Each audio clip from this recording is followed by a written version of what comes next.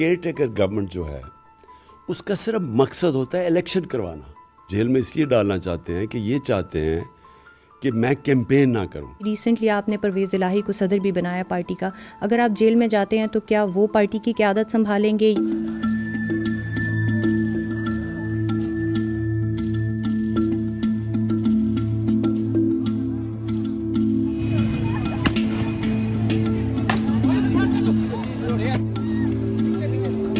Care taker government جو ہے اس کا صرف مقصد ہوتا ہے الیکشن کروانا.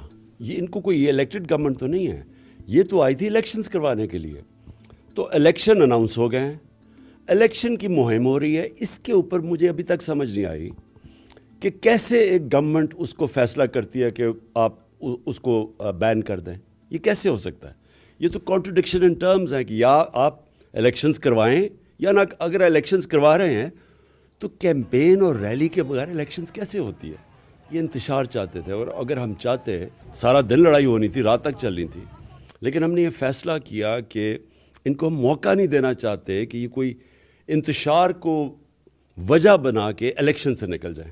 الیکشن ہوں گے بھی یا نہیں ہوں گے؟ کیونکہ بظاہر طور پہ تو گورنمنٹ کی طرف سے بھی کوئی ایسی چیز نظر نہیں آ رہی, لیکن الیکشن کمیشن نے آج ڈیٹس بھی اناؤنس کی ہیں. الیکشن ہوں گے؟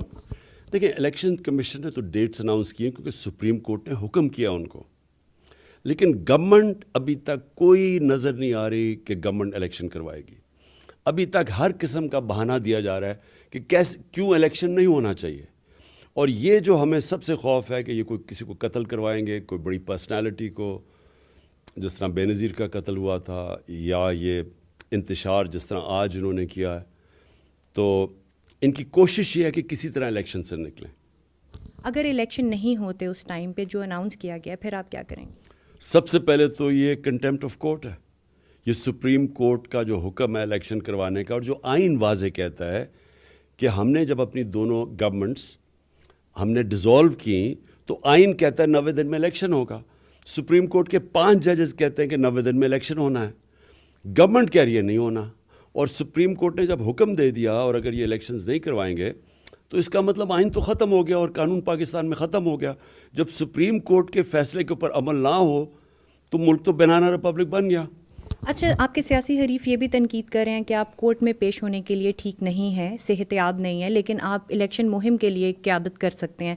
دیکھیں, میں پہلے کلیئر کر دوں, میری ٹانگ پہ 3 گولیاں لگیں. جو میری ہڈی ٹوٹی تھی اس کو, وہ کیونکہ ٹبیا جو نچلی ہڈی ہوتی ہے وہ ویٹ بیرنگ ہوتی ہے, وہ بڑا سلو اس کی ہوتی ہے, سب سے دیر ہیل ہوتی ہے. اس کے علاوہ میرے پیر میں جو میری نرو ڈیمیج ہوئی تھی تو پیر میں میرا سینسیشن نہیں تھا.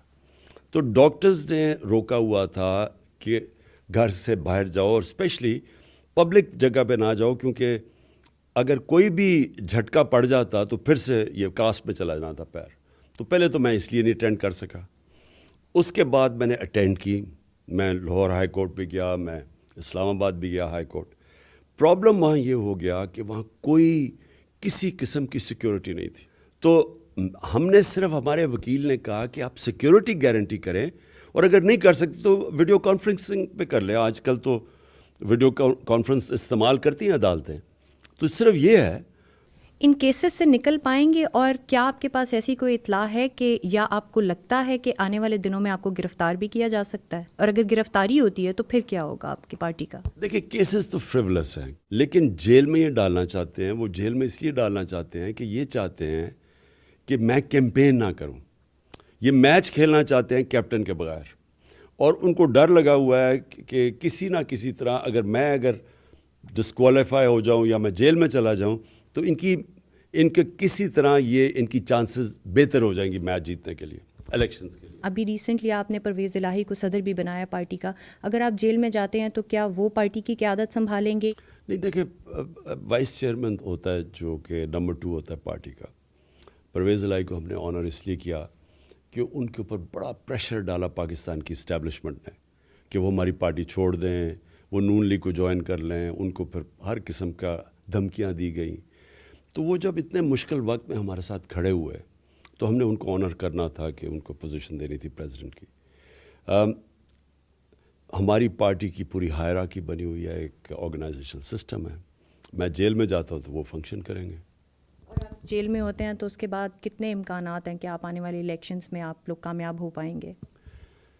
دیکھیں یہ ایک میں ایک فارمر کرکٹر کی طرف سے بات کرتا ہوں کہ میچ کی ایک سٹیج آ جاتی ہے.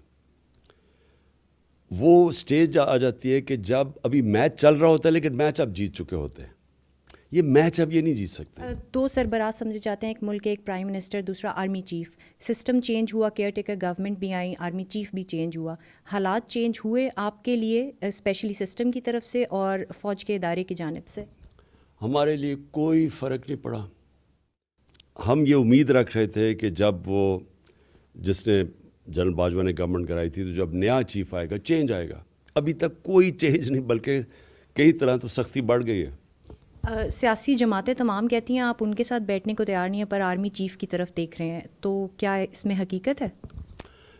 ایکچولی میرے سے سوال ایک پوچھا گیا تھا کہ کیا آپ سے اگر اسٹیبلشمنٹ بات کرے تو آپ کریں گے. میں نے کہا میں ایک پولیٹیکل آدمی ہوں، میں سب سے بات کرنے کے لیے تیار ہوں، سوائے چوروں سے. جنہوں نے ملک کا پیسہ چوری کیا ان سے نہیں بات کروں گا. میں نے کبھی نہ کسی کو دعوت دی آرمی چیف کو میں اس سے بات کرنا چاہتا ہوں، نہ میں یہ شہباز شریف سے بات کرنا چاہتا ہوں. میں نے صرف ایک ہی بات کی تھی کہ ملک کو اگر اس دلدل سے نکالنا ہے تو فری اینڈ فیئر الیکشن کے علاوہ دوسرا کوئی راستہ نہیں ہے. اس اینڈ پہ پہنچنے کے لیے جو ہمارے ساتھ بات کرنا چاہتا ہے ہم کریں گے الیکشنز کے لیے. جہاں تک یہ اسٹیٹمنٹ چل رہی ہے کہ جی کوئی بات کرنا چاہتا ہوں میں آرمی چیف سے، دیکھیں میں اسٹیبلشمنٹ کا مجھے کوئی ضرورت کسی کی نہیں ہے. جب پاکستان کی عوام ایک پارٹی کے ساتھ کھڑی ہو جائے، جب اسٹیبلشمنٹ بھی ایک طرف ہو، 12 پارٹیز بھی ایک طرف ہو، الیکشن کمیشن بھی ایک طرف ہو، اور آپ 37 میں سے 30 الیکشن جیت جائیں تو آپ کے ساتھ عوام کھڑی ہے. تو آپ کو کوئی پراپس کی اور کوئی وساکیوں کی ضرورت نہیں ہے.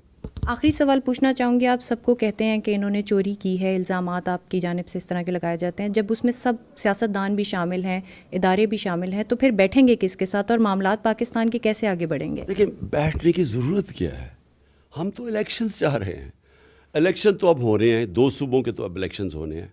صرف بات یہ کرنی تھی کہ کیا عقل یہ نہیں کہتی کہ سارے الیکشنز اکٹھے کروا دو، ملک کا بھی فائدہ ہے اور وہ آسان ہے. لیکن اس کے علاوہ تو بات کرنے کی کچھ ہے ہی نہیں.